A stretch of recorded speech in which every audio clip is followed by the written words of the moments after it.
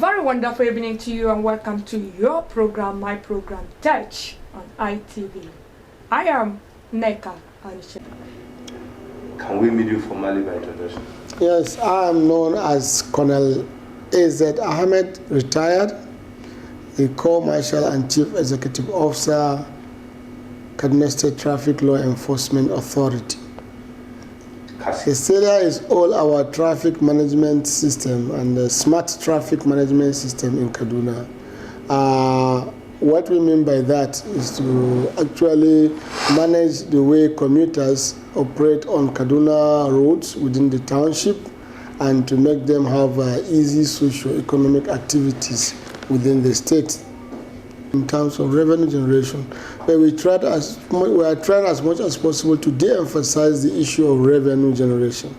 Our agency, our authority is more like a social service agency, authority, because our major role is to make sure there is orderliness, there is no traffic jam, and everybody is going about doing his normal business in Kaduna with ease. That's ease of doing business. But along the line, if you commit offense or default on any of those rules governing the traffic system in Kaduna, you are made to pay fine. By so doing, we will generate revenue to the state.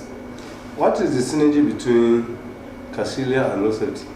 There is a very, very close and very mighty synergy, because we are all aiming towards accident reduction and ease of doing business as far as commuting is concerned within Kaduna, Metropolis, and other cities of the state.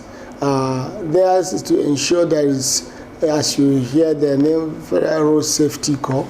They are to ensure that there is safety on road. Road users go about doing their business without, risking their lives.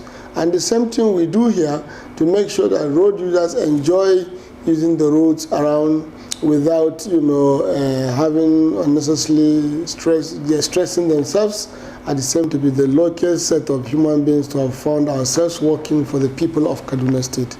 People of Kaduna State I have found to be a little bit accommodating and really cooperating in most regards. But what we encounter are people coming in from other parts of the country to live their life in Kaduna. They come with different social vices and try to imbibe it in the residents of Kaduna. But we are really struggling to make sure that we understand each other, the road users and the enforcers understand the aim of coming together to work for a better socio-economic activities in the state. We have been having some resistance somewhere, somehow, in some instances, but we are getting it better and we are getting a lot of compliance from the road users within the state. But we are calling for more cooperation. When people are on road, they are expected to be very, very disciplined and level-headed.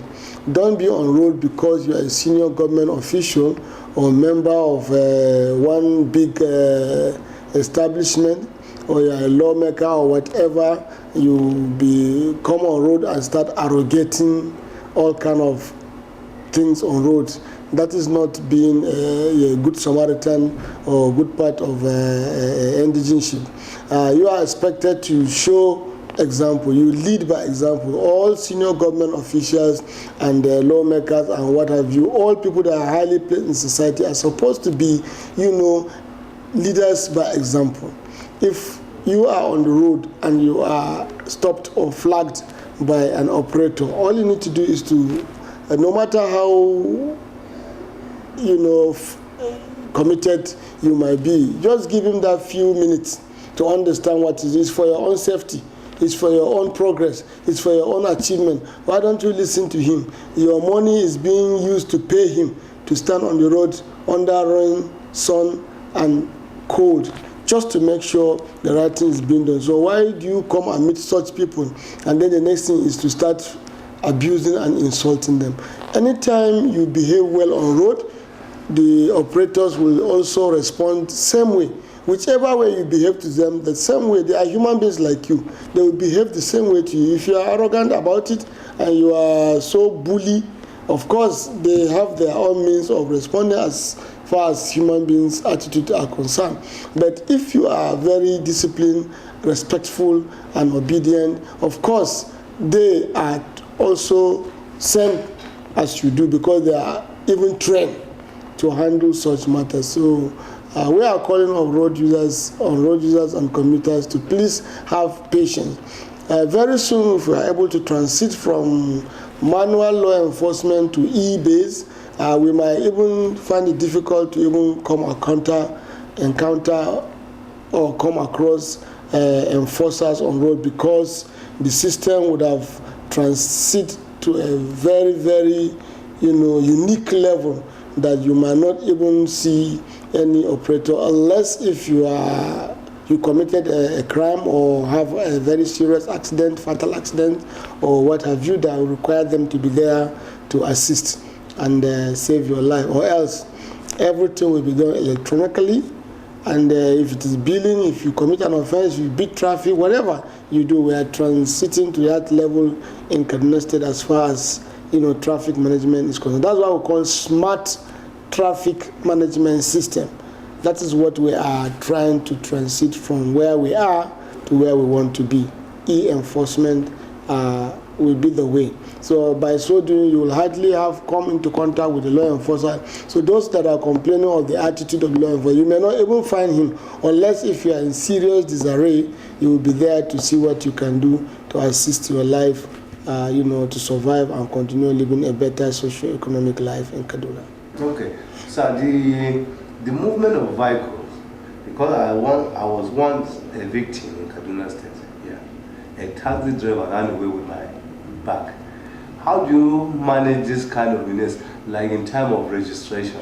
Yeah, most of the vehicles that are registered in the state and even not in the state, we are collaborating with a lot of traffic management agencies, both within the state and then outside the state, to migrate and integrate our data to be able to have coherent data that will be used to manage traffic systems in the state, particularly for those in the state, and then in addition to those coming in from other states. Our system will be able to have data from road safety registration, Lagos, other states that are registering and managing traffic will have all the data migrated into our system. So we'll be able to have you, once you are having our RFID card and you are registered, we'll be able to access your data even without you being there. Once we have your plate number, registration, we'll be able to scan through the document and then pop it up and see who you are, where do you live, how do we get across to you. If it's a criminal case, we send your details to the police to handle it. If it's a traffic offense, we still continue to track you. So long as you will be on Kaduna Road, one day will come in contact with you, because our system will show us different category of road users. If you are a red road user, an offender, either you have committed offense somewhere and run away, our system will still keep record and track of you.